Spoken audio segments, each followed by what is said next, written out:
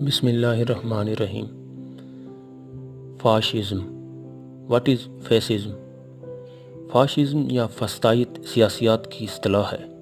طاقت کے بل بوتے پر کسی معاشرے یا قوم پر استبداد اور آمریت مسلط کرنا فاشزم کہلاتا ہے۔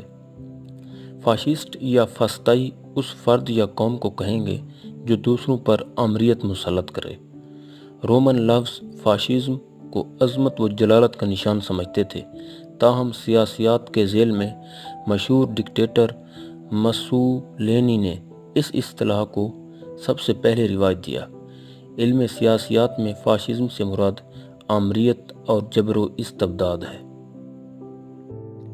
مزید اس طرح کی معلومات سے واقف ہونے کے لیے ہمارے چینل سے جڑے رہیں۔ تب تک کے لیے اللہ حافظ۔